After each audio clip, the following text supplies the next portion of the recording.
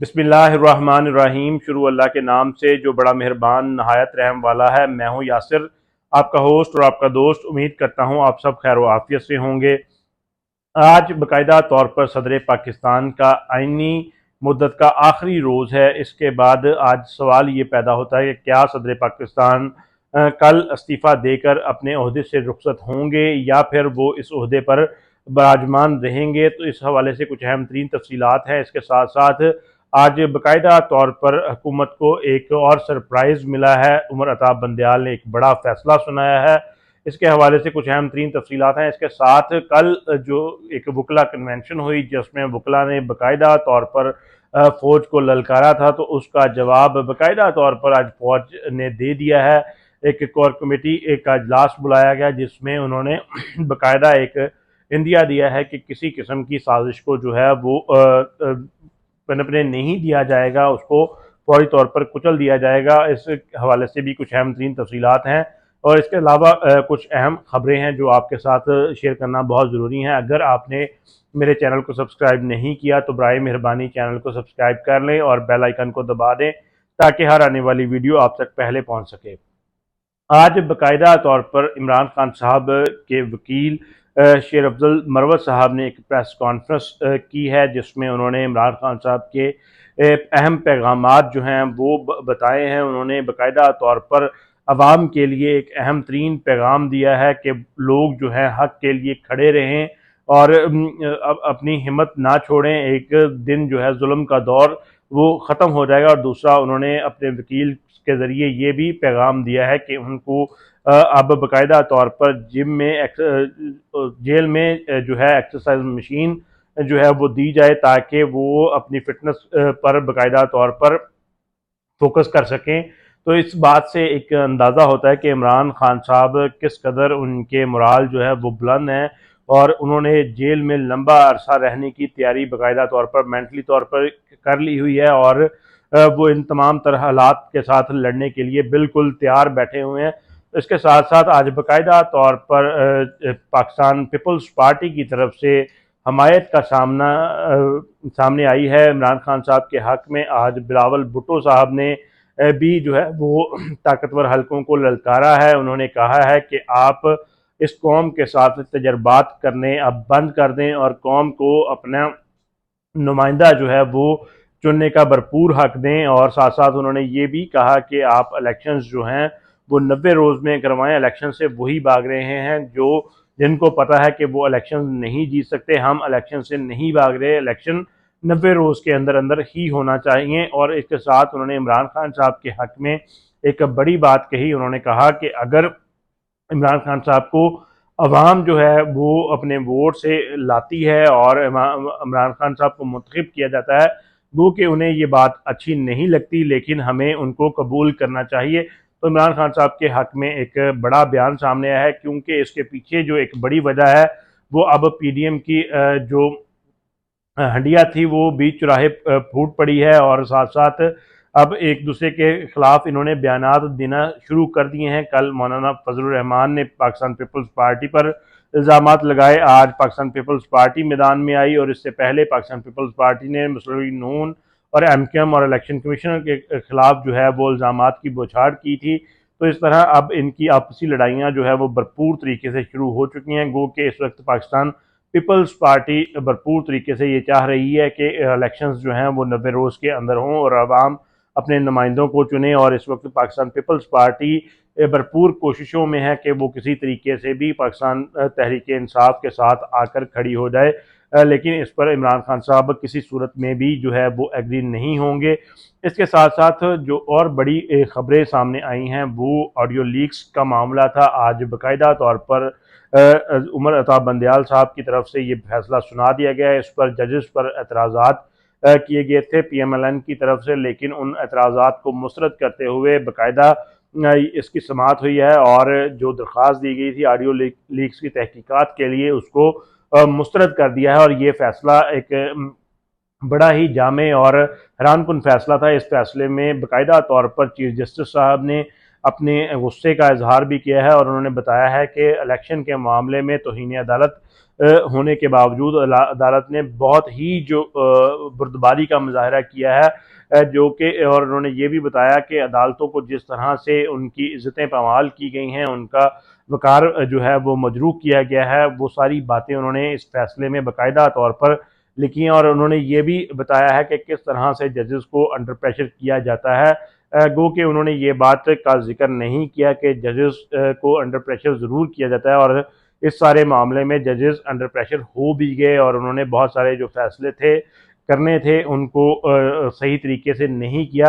तो ये कुछ आज की अहम तरीन डिटेल्स थी। और आज जो इंतहाई अहम तरीन दिन है वो सदर मुमलिकत के हवाले से है। सदर मुमलिकत आज बाकायदा तौर पर अपने आइनी मुद्दत का आखिरी दिन गुजार रहे हैं। आज रात 12 बजे उनके ओहदे की आइनी मुद्दत जो है वो पूरी हो जाएगी। गो के इस वक्त सदर पाकिस्तान अगर चाहते हैं तो वो सदर के ओहदे पर कायम रह सकते हैं। इससे पहले सदर ममनून हुसैन और सदर जरदारी के दौर में भी ऐसा हो चुका है, क्योंकि ये सदर का ऐसा ओहदा है जो किसी सूरत में भी खाली नहीं छोड़ा जा सकता। अगर सदर चाहें तो वो इस अपनी मुद्दत के बाद तब तक इस ओहदे को कंटिन्यू रख सकते हैं जब तक इसमें अगली हुकूमत नहीं आती और असम्बलियाँ जो हैं वो पूरी नहीं होती और अपना नए सदर का इंतखाब नहीं करती, तब तक वो चाहें तो इस ओहदे पर आइनी तौर पर रह सकते हैं। लेकिन जो एक आइनी मुद्दत थी वो आज पूरी हो जाएगी।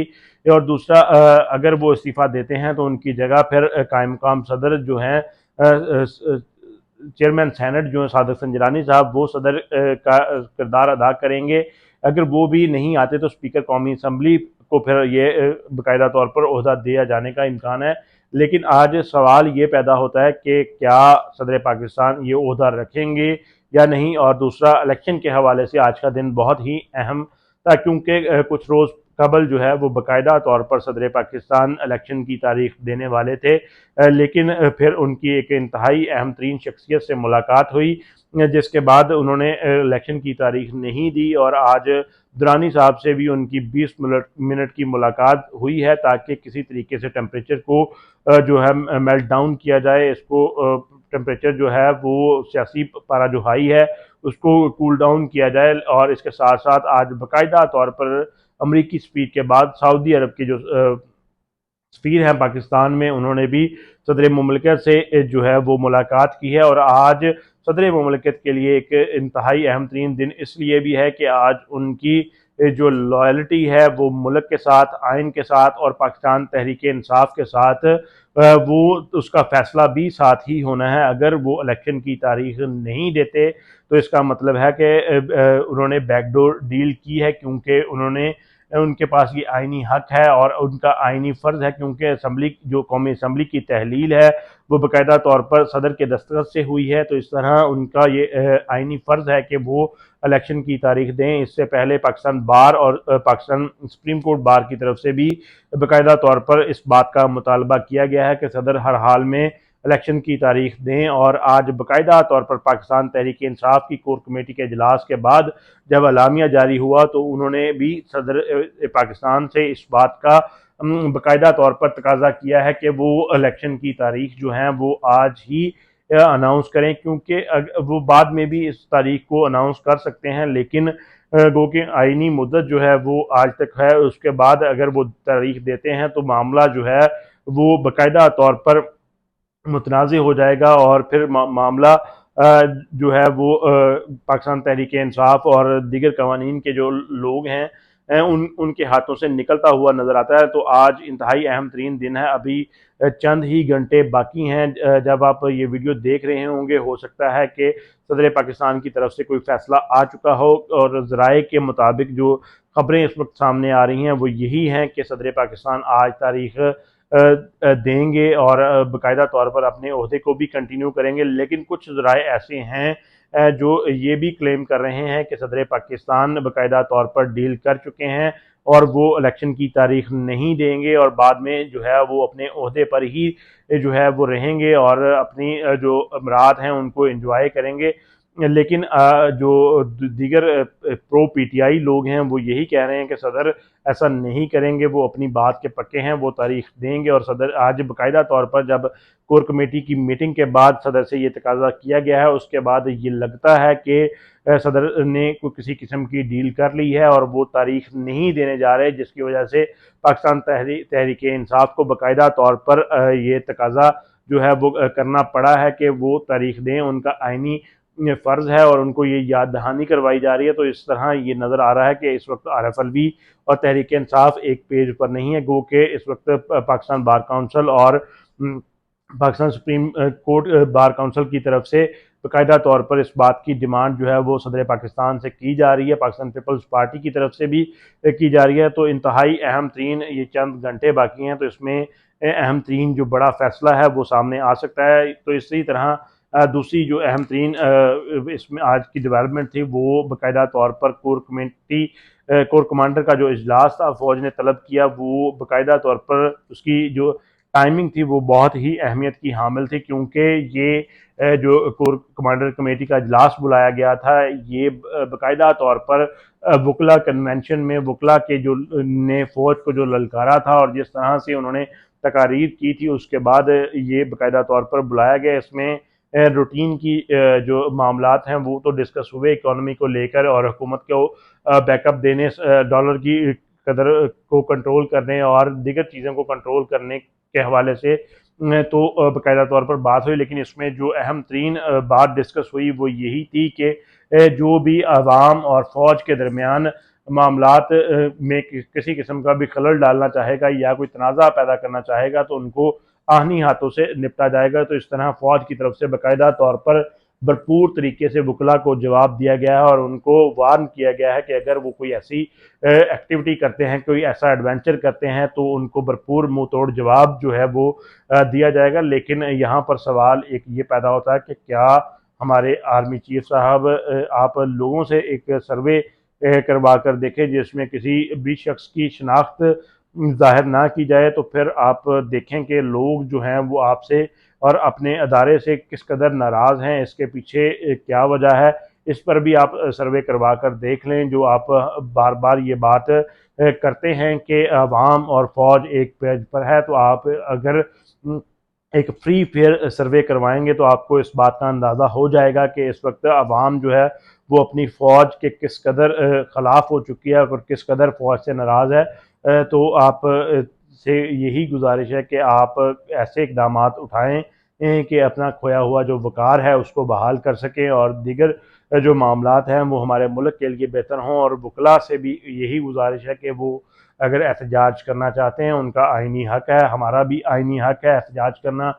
वो कानून के दायरे के अंदर रहते हुए अपनी कानूनी जंग लड़ें और अपने पुरअमन तरीके से एहतजाज जो है वो रिकॉर्ड करवाएं।